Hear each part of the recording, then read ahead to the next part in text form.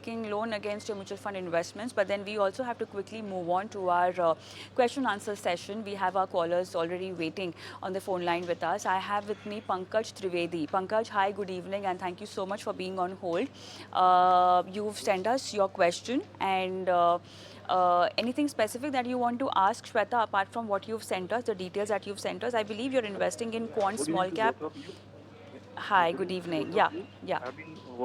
I've been having the SIP in Q fund for last more than 3.5 years. I got three small caps, Axis small caps, Quant small caps, and SBI small caps. All this 22,500 per month. Then I got mid cap, DSP mid cap, Axis mid cap, and Quant mid cap, 2,500 each monthly SIP. Then I got ELSS, Bandhan Tax Advantage, Via Asset, and DSP ELSS and Quant ELSS, 2,500 Sure. per month each. Then I've Okay. got large cap and mid cap. Yeah. Uh, Yeah. So Pankaj, we have the names of these funds and okay, correct. quite a lot of funds actually in your portfolio. Time horizon Yes. is 7 to 10 years. 10 years. 10 years. What's the total Yes. SIP amount? 2,500 each for each fund. Right. Okay. So I just want And to what's have a suggestion from what's the your financial side. goal? What's the financial goal? I mean, after 10 years, what's the corpus that you want to accumulate? We will obviously do a First, checkup on your funds also, which are too many. yeah, So I'm first, sure there are going to be a couple of exits that Shweta might want to recommend. But what is the yeah. corpus that you want to accumulate after 10 years is what I'm trying to know. First of all, child education. Okay, which Then is after how many years and what's the amount that you're looking at? around, I think, 25 lakhs. 25 lakhs in 10 years. Yeah, correct. Then Okay, retirement goal. which is Around after I how many need years and around what's the amount? 10 years and then 1 crore minimum. Okay, so And after then 10 years, you child's have. marriage. Sure. Yeah.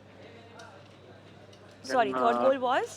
got yeah, daughter's marriage after 10 years, maybe around 50 lakhs. These are the three What is the main third goals. goal? Yeah. What's the third Daughter's goal? marriage. Sorry, child, Yeah. daughter's That marriage. is child's marriage. Yeah. Yeah. Correct. Yeah. 50 lakhs. Okay. So three goals coming up after 10 years. Yeah. Okay, let's see what can be accumulated out of this investment. Are you also willing to step up your SIP? Yes. Okay. All right. Let's just connect with Shweta and let's figure out a financial plan for you. So, Shweta, three goals. I think this is something that you just got to know. Retirement goal, 1 CR, son's education, 25 lakhs, daughter's marriage, 50 lakhs, I guess. So, yeah. Okay, so I like how Mr. Trivedi has mentioned category-wise his investments while he was talking to us. What I want to talk about is how there are far too many schemes with a lot of overlap amongst all of these. So I want to keep five schemes for 50,000. His total SIP, from what I see, with all of his schemes is 50,000. So I like to keep my portfolio simple, less operational hassle, less tedious, less stress for me is seeing the reports as well running into pages and pages. So five schemes is what I would recommend. And these are the schemes: PPFAS Flexi Cap, Access Small Cap, Bandhan Nifty 50, Quant ELSS, and he can keep maybe one or two other mid cap schemes that he wants to keep. But can Robeco Emerging Equity Fund. But what I want to mention is that these are the schemes that I've kept from his portfolio. I've not added anything else. The schemes that he's already invested, the amount that he's already invested, he doesn't have to exit to stop these funds and start the fresh SIPs. He can stay invested in the funds that he already has. But from now on, he could streamline his portfolio. Talking about the goals that he has set, 25 lakhs will mean an SIP of 11,000 per month. For the 1 crore goal, he needs to invest about 44,000 per month. So that itself is 54,000 per month, and he's at 50. So he will need to step this up a little bit. 50 lakhs would mean another 21,000 SIP as well. So total about 25,000 he needs to increase. And since the time horizon isn't much, that is something that he'll have to look at. It's just 10 years. If he can stretch any of these goals, for example, even the retirement by a couple of years, the amount would come down. And this also gives him an opportunity to look at the goals in a fresh light. And these are all today's value. It's not values then. So these are today's value. Might mean that he needs much more than this. So I would urge him to look at especially the wedding goals, etc. That he looks at a little lower number if he can't increase the SIP. All right, so that's the solution coming for your portfolio, Pankaj. Is there anything else you want to ask Shweta? Thank you so much. Thank you so much to both of you. All the best. And, thank you so much. Yeah, thank you so much. All the best. We move on to next question via email, Subhash, and he wants to know what's your opinion on investing in PGI Midcap Fund for 15 years. Shweta. PGIM is a relatively new mutual fund in the country, but has done quite well, has good management, has a stable team. PGIM Midcap has done well as well. So I have no qualms on investing in this scheme, Mr. Avasarala. He can invest. But my only recommendation is that this cannot be the only scheme in your portfolio. You have to have a good mix of large, mid, small. If not small, if you're a new investor, at least large and mid is something that you should do. You can't just have a mid-cap scheme. You may be a new investor and have seen only the good times of the market. Trust me, markets are much more volatile than what they've been in the last couple of years. So make sure that you sort of are okay with that. The other thing that I definitely want to say is that every year, do review your portfolio. You may not change the schemes every year, but make sure that you're reviewing it every year. All right, so that's the answer for Subhash. But then let's take other question via email, which is from Saji. And Saji says that he's working in Oman currently and wants to invest almost 1 CR of NRE money in mutual funds. He wants you to suggest the best mutual funds for 5 years time period, and he also wants to understand the allocation in terms of market cap, large, mid and small cap or multi cap that you might want to recommend for the period of 5 years. And yeah, that's the financial plan that he's looking for. So before you begin answering his specific queries, I just want you to help our viewers understand what is an NRE account, and why is it important for NRI investors to have this kind of account to invest money in Indian mutual funds. Being a non-resident, you're allowed to open 2 different kinds of accounts. One is the NRE account and the other is the NRO account. So NRE is the repatriable account where you are putting money from the country that you're earning. This is the money that you're putting in this account in rupees though. So for example, if you're earning in dollars, riyal, dinar, whatever, you are then putting this in an Indian bank in an NRE account, which is repatriable. So you can invest in India from this account. It will be in Indian rupees. There will be the conversion that takes place. And whenever you want to withdraw, you can withdraw it from here and repatriate it or take it back to the country that you reside in.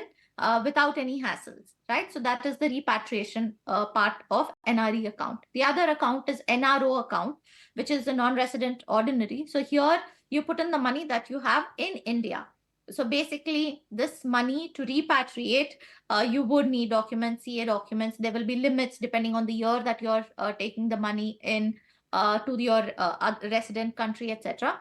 So this money is Indian money that you can deposit in. So in this type of account, you can only deposit rupees. You cannot deposit your dollars in this account. So these are the 2 different kinds of accounts. Usually NRIs have both kinds of accounts if they are investing. But if they want to repatriate it, they will invest from the NRE account so that they can take it back easily. And important thing to note is while you may invest, say 50 lakhs from there, but it's grown to say 2 crores. Right? You can take the entire 2 crores without any hassle, not just 50 lakhs. All right. Let's talk about Saji's portfolio or his financial planning now. Large, mid cap, small cap and multi cap for the period of time, for the period of 5 years with maximum returns. Is it advisable? So I'm a little wary of just 5 years, but I'm hoping that he can extend the time once he's seeing how the portfolio is performing, etc. So I would ideally recommend equity because that's why you're sort of investing here to make more money. Otherwise, debt really doesn't make sense for you to invest too much here. So I want to err on the side of equity here, and maybe a little bit of balanced funds. But make sure that you have that risk taking ability because that's something that you are coming to India for, the higher market returns, right? I would also say you don't stagger the investments too much, maybe over the next couple of months because your time horizon is lesser. So maybe, for the next 2, 3, 4 months, you can stagger, but not more than that. Some of the other questions that you put in was how much in large cap, for example. Maybe over 50% of it in large cap so that it's more stable, less volatile. So DSP Nifty 50, PPFAS, FlexiCap are these schemes that I would recommend for about 50 to 65% of your portfolio. Kotak Emerging Equity and Axis Small Cap for a lower percentage, maybe 20 to 25% totally included, and maybe add a balanced fund like an HDFC Balanced or an ICICI Balanced Advantage to sort of add that equity bit, but also keep it a little flexible. So 5 to 6 schemes, more than enough. You don't really need too much diversification. I've given you a passive fund, so your costs are low as well. It gives you a good stable footing for your portfolio, keeping that as the core, and keep your returns in line with the index as well. I would definitely urge you to look at this only if you can extend that 5-year time horizon. If you can't, for whatever reason, extend that, I would recommend that you do only balanced advantage funds. You can see the balanced funds that I mentioned. You can even see Edelweiss balance. So then the category of funds may be only balanced. So 3 funds that I've already mentioned. A Kotak balanced fund can be another addition. Not too much overlap between these, but some of these will definitely have more equity than the others. And also, for example, the balanced advantage fund would be more flexible in terms of how much debt, how much equity. If you're open to debt funds, you could look at short-term debt funds. I'm not really a fan of long-term debt funds at the moment. So short-term debt funds like Bandhan Bond Short-Term Fund, Kotak Low Duration Fund could be looked at. Specific treatment for taxation for NRIs, Shweta? So NRIs have to pay at the same level of their income, and there usually is a TDS that happens. I think about 18 or 20% that happens at source. So this money then to claim, you'll have to file your returns in India and see what refund is eligible for you. All right, Shweta, with that, it's time up on the show today. Thank you so much for being on the show and helping our viewers with their financial portfolio queries. Thank you. All right, time to sign off, but then I'm going to leave you with our WhatsApp number and email ID where you can keep sending us your questions and anything regarding any financial plan that you might want a strategy for. Do send across your questions and we will get it answered live on the show. Thank you so much for watching. Goodbye.